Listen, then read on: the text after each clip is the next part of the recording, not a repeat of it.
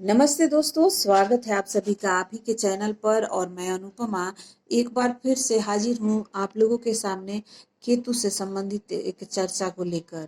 आज हम बात कर रहे हैं कि अगर आपके प्रथम भाव में यानी लगन में केतु है तो आप कैसा रिजल्ट देख सकते हैं।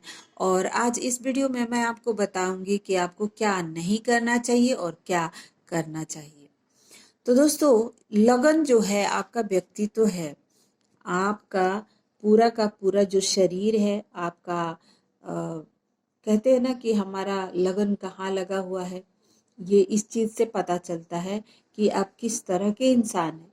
लेकिन जब आपके प्रथम भाव में केतु आकर बैठ जाएगा तो इसका मतलब ये है कि आप अपने आप को जानने के लिए ही पूरे जीवन परेशान रहेंगे, क्योंकि आप जानते हैं कि राहु और केतु एक शरीर के दो भाग हैं। राहु जो है वो हेड है और ये जो है बॉडी है। और ये ऐसा बॉडी जिसका सर नहीं है और ये ऐसा सर जिसका बॉडी नहीं है। इसको सेटिस्फेक्शन नहीं है, क्यों? क्योंकि इसके पास पेट नहीं है। अब आप जब देखेंगे कि खाते रहे आपका मन नहीं भरेगा जब तक कि आपको पता ना चले कि आपका पेट भर चुका है। तो इसके पास पेट ही नहीं है, तो ये हमें जिस भी भाव में बैठता है वहाँ हमें भगाता रहता है। वहीं पे हम कंटिन्यू भागते रहते हैं आजीवन। और ये जहाँ पे रहता है वहाँ से हमारा मन भर जाता है, यानी हम उस चीज के पीछे नहीं भागते हुए उस भाव से संबंधित चीजों में हम नीरस रहते हैं। फॉर एग्जाम्पल, सेकंड हाउस में केतु है तो आप धन संपत्ति के लिए भागने वाले इंसान नहीं है। आपको लगता है कि जो है उतना ही काफी है। बिल्कुल आप सेटिस्फाइड इंसान रहेंगे अगर आपके सेकंड हाउस में केतु है तो। वहीं अगर आपके लगन से केतु संबंध बना लिया तो आपका व्यक्तित्व से बना लिया इसने। अब आपके पास सर नहीं है, सिर्फ आपके पास बॉडी है। इ- इसका मतलब ये है कि केतु वाला जो चीजें हैं वो आप में देखने को मिलेगा। ये जो केतु है आपको रिसर्च के क्षेत्र में भेजेगा। पढ़ाई लिखाई तो दूसरों से आप 10 गुना ज्यादा कर सकते हैं, लेकिन ये चीज आपको खुद रियलाइज नहीं होता है, सामने वाला कराएगा तब होगा। जैसा कि मैंने कहा कि आपको हर चीज जानने के लिए दूसरों का सहारा लेना पड़ता है। तो आप कितना इंटेलिजेंट हैं, कितना आप कर सकते हैं किसी क्षेत्र में, वो आपको खुद पता नहीं चलता। आप अपने आप को हर वक्त क्रिटिसाइज ही करते रहते हैं। आप अपनी कमियों को ढूंढते रहते हैं, कमियों को निकालते रहते हैं। अपनी अच्छाइयों की तरफ आप ध्यान नहीं देते, क्योंकि आपके पास जो सोचने समझने की शक्ति है वो औरों से थोड़ा अलग है। आप एक बहुत ही अच्छे इंसान हैं।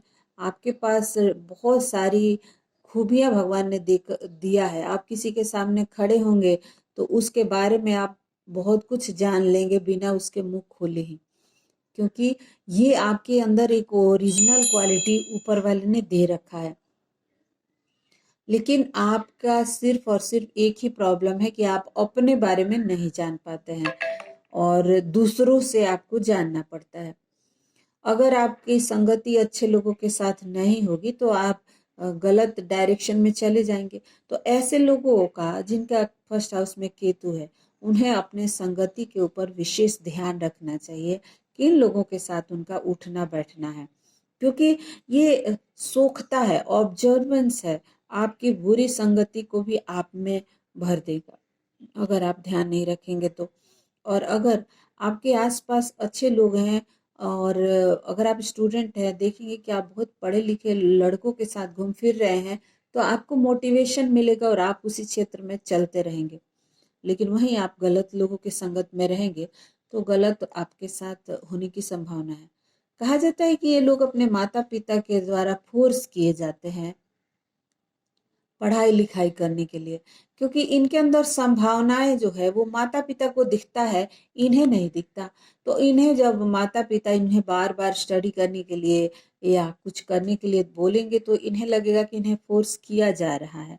कई बार माता पिता को भी लगेगा कि वो अपने बच्चे के साथ गलत कर रहे हैं, लेकिन देखेंगे कि वो दूसरों से 100 गुना ज्यादा अच्छा कर सकता है तो माता पिता उसके पीछे पड़े रहेंगे कि तुम पढ़ो लिखो, आगे बढ़ो।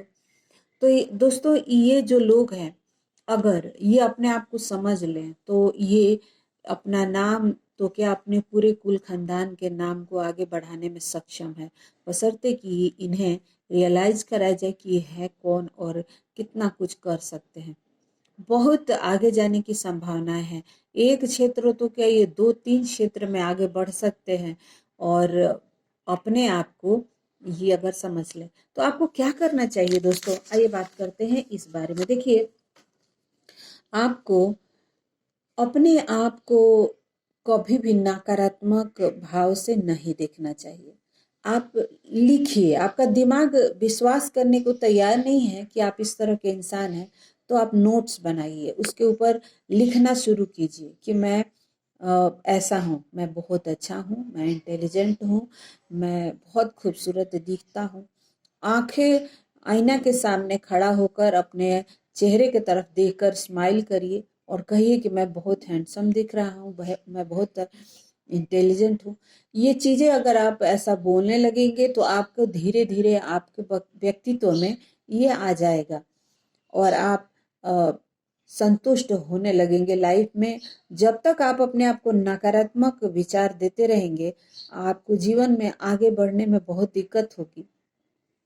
दूसरों को सफल होते हुए देखकर आप रोते रहेंगे, परेशान होते रहेंगे और आप अपनी चीजों को नहीं पकड़ पाएंगे।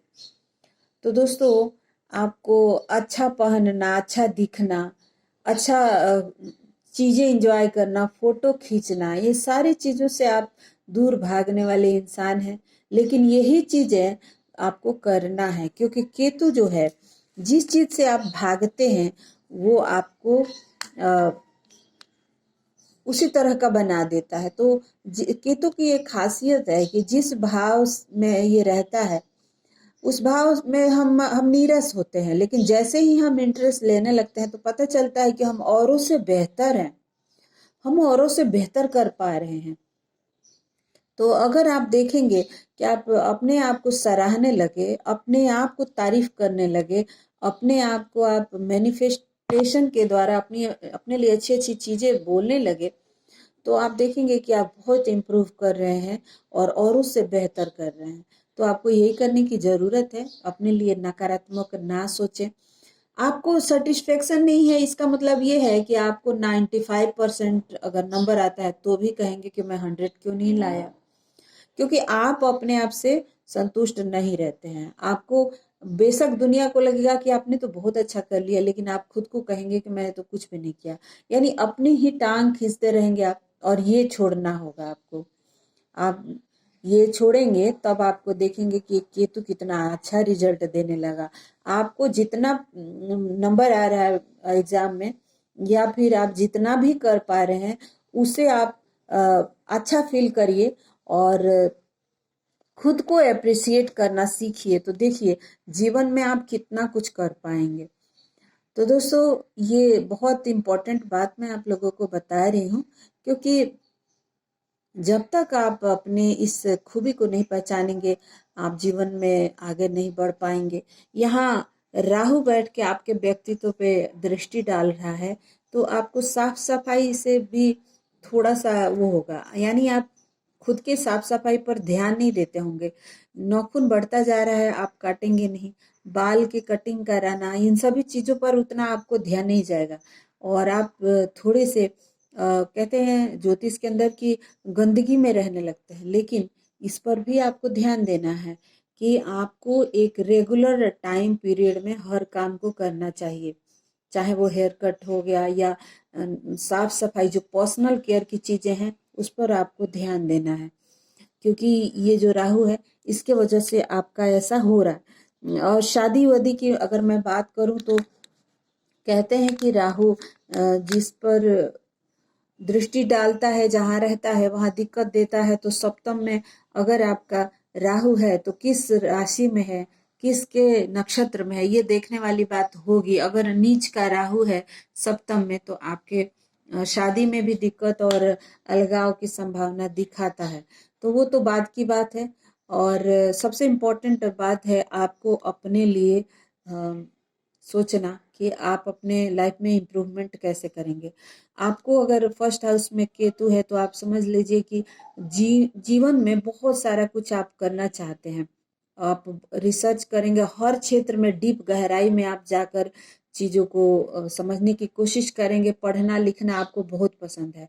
आप एक साथ 3-3 4-4 किताबें पढ़ना चाहेंगे। और आप सबसे ज़्यादा आपका ध्यान जो होगा वो इंसान के स्वभाव, इंसान के व्यक्तित्व, इंसान की जो लाइफ है इम्प्रूवमेंट कैसे होगा, इन सभी चीज़ों पर आप बहुत ज़्यादा ध्यान देंगे, क्योंकि आपके लगन से केतु ने संबंध बना लिया है। समाज के लिए एक बेहतर इंसान है आप। कभी किसी को आप नाराज नहीं कर सकते, दुखी नहीं कर सकते।